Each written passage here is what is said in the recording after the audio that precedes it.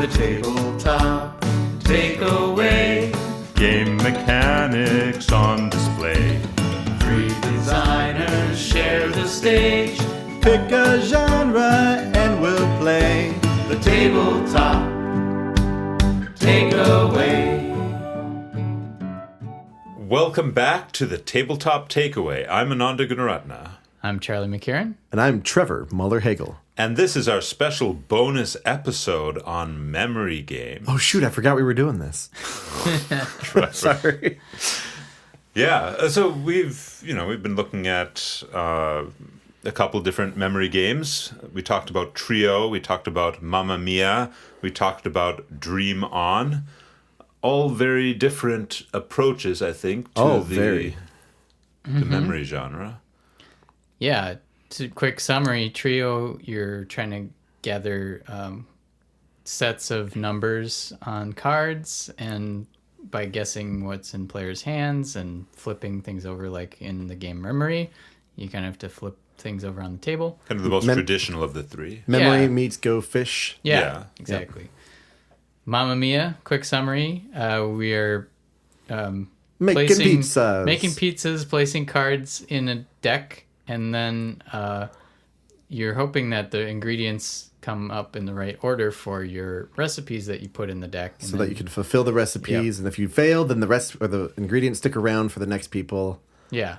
Yeah. And quick summary of Dream On. Similar to Mamma Mia, we are making a pile of cards, but these cards are creating a story, and we have to tell the story in order to help each other remember all these picture cards that are coming up. Yeah, and so we basically retell the story that we just told, but we get to do it without knowing what the cards actually are until we reveal them. Yeah. Which is very, very exciting. Yeah. So I think maybe probably a good place to start in this discussion is, what is it that makes a game a memory game as opposed to just a game where maybe it helps to remember things?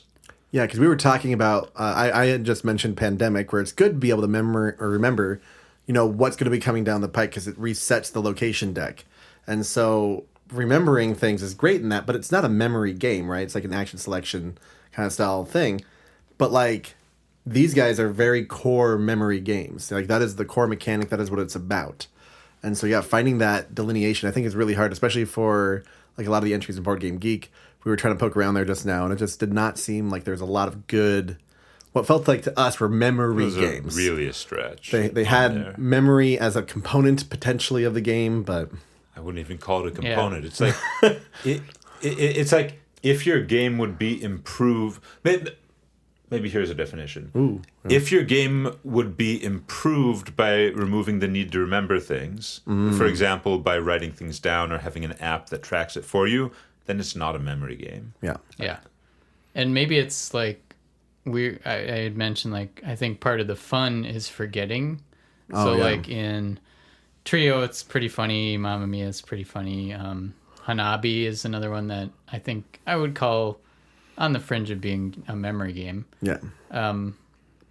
And so, yeah, it's like, is the game made better if people forget things sometimes? More enjoyable, more interesting. Yep. Yeah. Yeah, because Dream On, if we didn't forget things, it would be 100% There's boring. no game. There's no game, yeah. Yeah. That is the challenge, maybe, is that the memory is the challenge. Yeah. Primary Yeah. challenge. And Mamma Mia would be reduced, I think, to basically a bluffing game, sort of, and not a particularly interesting one. So just playing like cards face down as to what they are, and then saying if it's this or that. Well, I'm thinking you'd still be playing them face up. Okay. I'm just thinking you would know whether or not a recipe is fulfilled by the ingredients in the deck. So it's more a question of, okay, if you play a recipe and it's not fulfilled, are you bluffing about having the ingredients in your hand? Which I guess maybe that's still a little interesting, but it does kind of feel like you're just guessing at that point. The memory is what adds the real skill to it. Yeah. As you're looking back and thinking back to like, okay, that card might be fulfilled. That one probably won't be fulfilled. Yeah.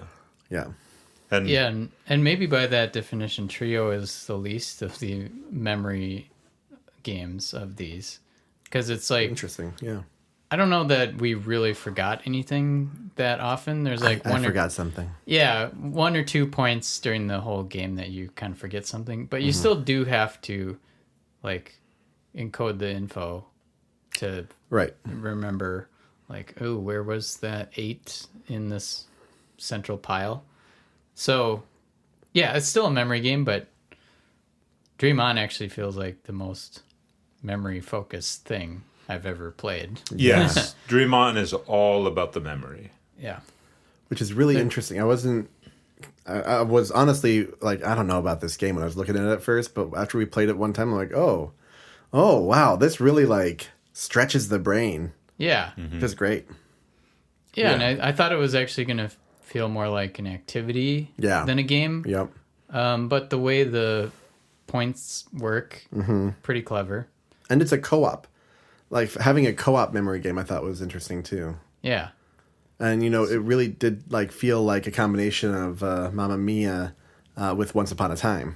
Yeah. With less rules around what you're playing. Yeah. Yeah. There's one game I've mentioned on the podcast probably a couple times, but it's called When I Dream. Actually has a similar thing to Dream On in that the rest of the game is different. But the primary thing is one player is the dreamer and they have blindfolds on. Oh, yeah. And then the other players are trying to get them to guess a word, or they're trying to not get them to get the word if they're evil players. Oh. And so the dreamer gets, everyone's trying to throw them off or help them with a one-word clue. And then if they get the word right, they put it in the pile. Or either way, at the end, they're going to try to remember the words that they guessed. And then who might have said those words? Yeah. So the memory element is they have to tell the story of how they were dreaming at the end by using all those words. Oh, man. So it's kind of a tacked on thing, but kind of like a fun bookend to the experience. Yeah, something for this word guesser to do. Interesting. So, I don't know, something to think about with your game. Like, a lot of people are maybe turned off by memory elements to games. Yeah. But if it's a fun additional thing that's not like defining whether or not you're going to win or lose the game. Yeah, well, I think this is a critical point about memory games is the difference between when memory feels bad to people, like it's something they feel obligated to do, as opposed to something that's fun.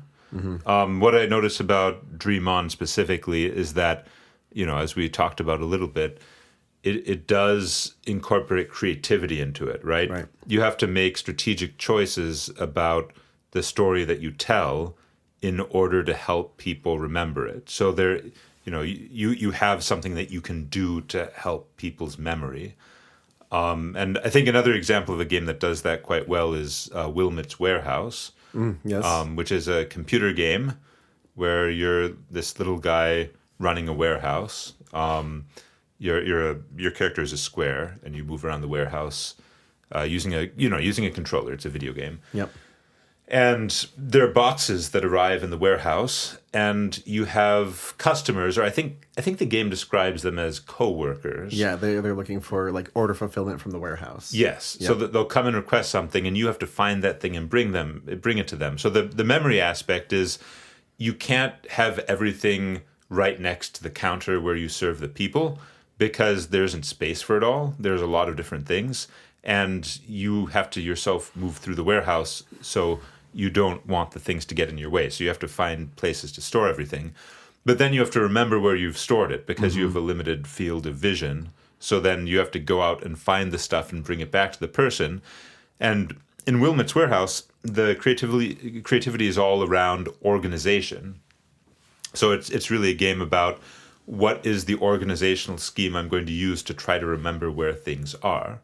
And, so that's kind of another example of having creativity in memory games. Well, and also I noticed, because Charlie and I played that a little bit right before recording this, and not only do you have a limited field of vision, which is, the screen, But also, when the box is outside of a certain radius of your character, it becomes just the outline of the shape.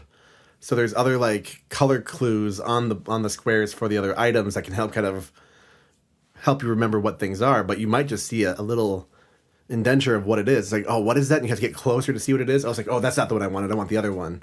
And so you actually have to it kind of can clue you in a little bit and help kind of organize your thoughts a little more, which I thought was a really neat little design piece. Mm-hmm.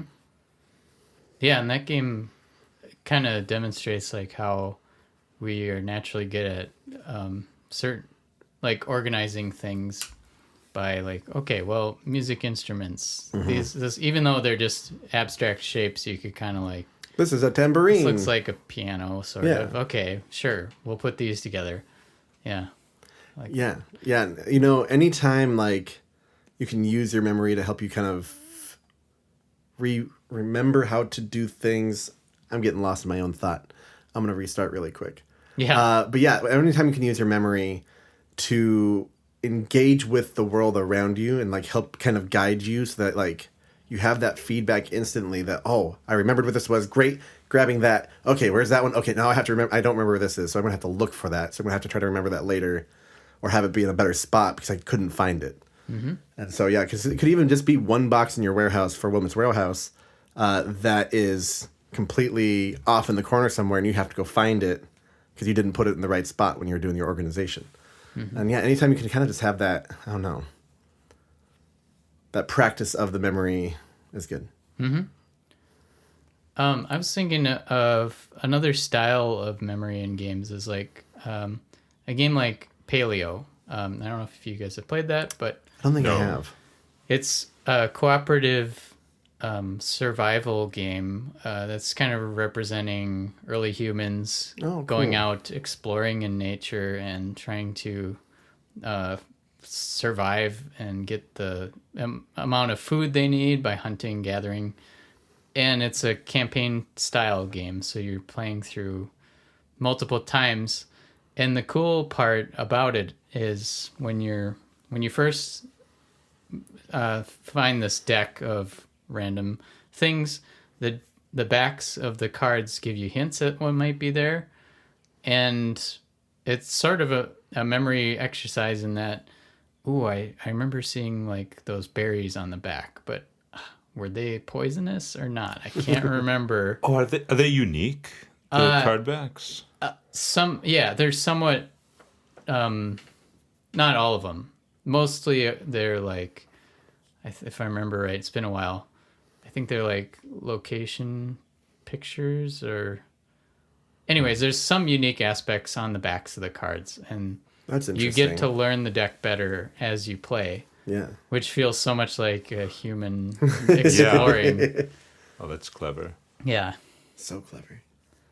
I had a game idea like that, and it would have been fun to carry that through, but then I played Paleo and like, oh no, they just nailed it. So yeah. But yeah, that idea of a memory of getting better at games over time.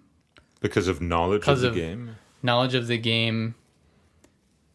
Probably more so the case in video games almost than board games. Yes, that is certainly true. Looking at like Minecraft and things like that. Yeah. Is that memory though? Or is it... I don't know if I'd call that memory. Because, it might be learning. Yeah, that's learning and... Yeah. I think learning is distinct. Well, when I think of memory in a game, I think of something very short term and confined within the single play session. Whereas if you are getting better at the game, I would think of that as just learning. Well, the systems. Yeah, like games like Skyrim and things I've played a million times. I remember where things are just naturally because I learned where things are. But that's not part of the game. It's not part of the intent of the game, right? Yeah. But Paleo, it sounds like it kind of almost is, because if it's giving you that feeling of being, early human, like that seems... Yeah. And it is literally trying to remember what's in this specific set of cards, like the berry cards. Like, what is in there? So, I mean, okay, so that's really cool, but... you wouldn't be able to do that more than a couple of times before it because like if you come back to that, Sure, yeah. you're going to remember what happened. I think what will be really cool. Although you like shuffle in new cards. Oh, each sorry, time. it's so it is legacy. it's sort It's of a a legacy campaign, game. yeah. campaign. So that makes perfect sense Yeah. then. Right. but you still, if I remember right, you're not supposed to look at them ahead of time. Right. Too much, like what's on the backsides or Oh yeah, that makes sense. yeah. I feel like I remember quite a long time ago an idea for a game I had about which involved randomized potions. In a similar way to how in roguelike games, traditional roguelike games, very often you have potions that are unidentified. So part of the fun of the game is, how am I going to identify the potion? Am I going to drink it? Am I going to throw it at a monster? What am I going to do? Because you want to see what happens, right? And typically the way that these work is once you've identified the potion, it's labeled for you. But I can imagine something sort of like Paleo, where I don't know how you do this, but if you could somehow randomize the pairing of card backs and card fronts. Oh. And then like you have a potion that I don't know, it's red and bubbly. And so, but it's face down. Yep. And you play it, and so you flip it face up, resolve its effect, but then it goes away. But then later you draw another potion that looks just like it. I like that. And then just remembering, okay, which potion does what? That could be fun. The only problem is how do you randomize that?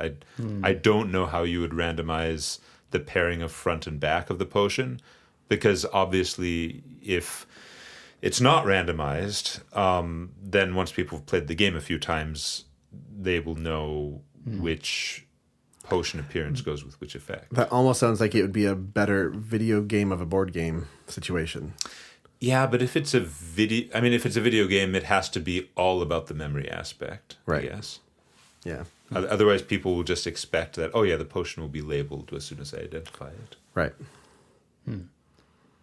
Could there be like a Turing machine type setup with maybe you put in a card and somehow it like Magically, because this is the formula kind of this thing. is the formula, and you There open could little be. slider windows to see. I mean, it sounds very elaborate. It would be very elaborate. I don't know if it's worth it. Well, so I have a question for you too. Since we do these bonus episodes, I'd love to know, of these 3 games, if you were to design a memory game, which would you kind of start with as a launching point? Anything like these 3, or would you want to go completely in a different direction? Well, so I really like Mamma Mia. Yeah. And I think I might start with something a little bit like Mamma Mia, with memory that's mitigated with the ability to hedge Sure. against mistakes. Yeah. I also really like, the sequencing mechanics of Mamma Mia. So that's maybe where I would start. I have thought about adapting similar mechanics for my time travel Sure. card game. Yeah. Because really, Mamma Mia's mechanics actually, I think, work pretty well for time travel. Yeah. Because if you look at the recipes as events, and then the ingredients as, I guess, smaller events, recipes are big events, ingredients are smaller events, you can sort of see that certain smaller events will lead to a bigger event occurring or not occurring, and then whether or not that big event occurs will affect whether future big events occur or do not Sure. occur. Yeah. Oh, that's fun. So I think, the mechanics of Mamma Mia could work thematically with time travel. So that is one direction I've thought about going. Time traveling pizza. That'd be really cool. Yeah. I think I would try something like Dream On. And actually, I'm remembering I had an idea for a game that was dream based and memory based, and it was visual cards too. Oh, wow. I'm like, Did you design this game? I wish. But it was even more like visual based, like whatever was on the card itself, I was imagining would clue you in on other things in the deck. Okay. I should try to dig that up. Yeah. But I always like the idea of visuals being a more important part of the game. Like, that feels like an untapped area. Like, or an there's area that can be been- tapped more, at least. Yeah. Like, obviously there's art games like Dixit, but I think using visual clues, like another one of my favorites that I've been playing is Micro Macro Crime City. And that is, I maybe said before, the most time travel type game I've played, because it's like Where's Waldo, just a big map with lots of people, and you're trying to solve the crime by finding people on the board, but those people appear multiple times, and it's like every 5 minutes, like you see someone's progression of walking from here to here, and then they get in their car, and then they drive to here, and then they stab someone over here. Oh, man. And like it's just such a cool visual puzzle Yeah. to figure out. So yeah, Awesome. I would try something like that. Maybe a micro macro with more of a memory element. Like, could you remember from mission to mission Some element of something. some element? Interesting. I honestly, I did design one memory game a little bit with my dad, and it was probably more akin to Trio, but a little bit more. I remember it being really a brain burner when you were trying to remember things, because there's like more memory, I think, like the original memory game. But I also really do like Mamma Mia's core mechanisms, and I think that would be a fun thing to design off of. So yeah, I'm torn between the two. Yeah, Mamma Mia with like just a bit more theme to it, or a little more something else going on game wise would be pretty cool. I mean, it's a great game as is. Don't get me wrong, but like Play with that a little bit and see what comes out. What's the next evolution of that? Mamma Mia 2. Yeah. So as far as takeaways go, one thing that I kind of take away from these memory games, and just thinking about what is it that makes memory fun, is I think there are two ways you can go if you want to make a really good memory game. You can either go with creativity in looking for creative ways to create mnemonics. So basically memory games about creating mnemonics like Dream On or Wilmot's Warehouse. I think that's one great way to go because people love being creative. I think the other way that you can go with memory games is push your luck, which I think is a little bit more what Mamma Mia leans towards. Yeah. Where if you have a really good memory, the game lets you push things, take bigger and bigger risks because you're confident in your memory of what happened.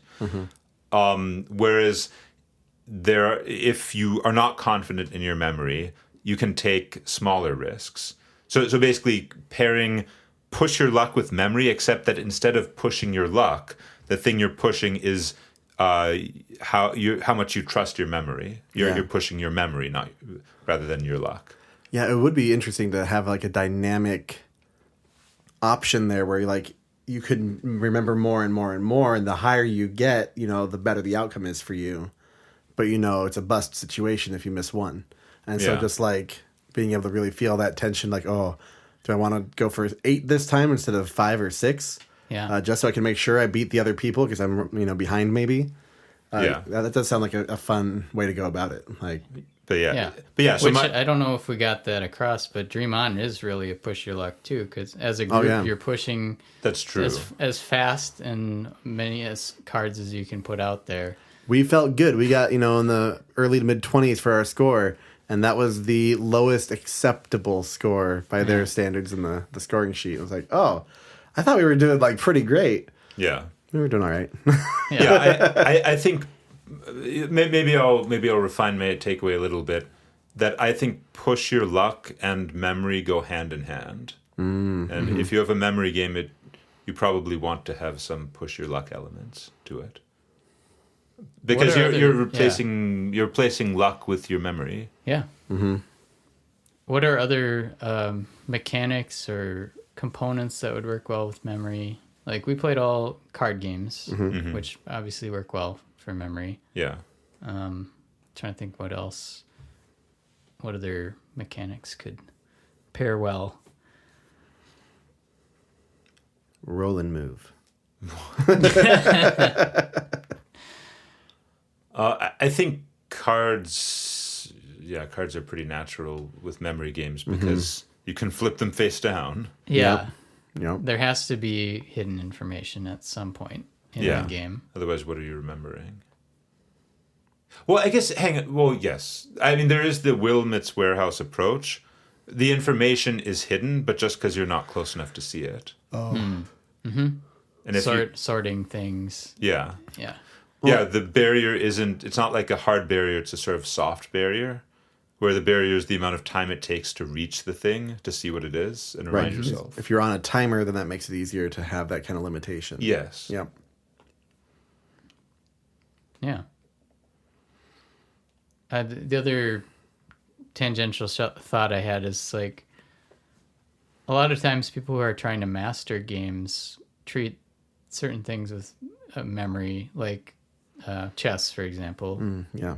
People Mario. who are really good at it will remember openings, and so really is a memory exercise because, like, I'm not at that level, but watching people play, they're like, ooh, what do I do for this scenario? Okay, the best... They take a batch of moves that they remember and then think of a different batch of moves to counter that.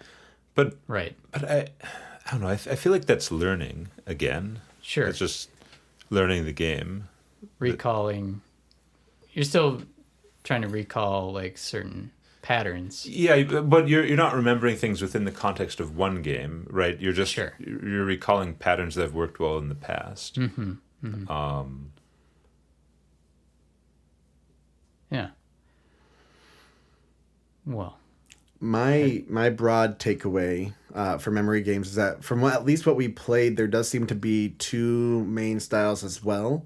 There is split focus and single focus, and so, like, Trio, we had remembering things in the center, remembering the top and bottom numbers of each of the other players, but that's all pretty shallow, one number there, versus something like Mamma Mia or Dream On, where you're remembering more of a sequence or a longer list of things all at once, and then it all plays out at the end.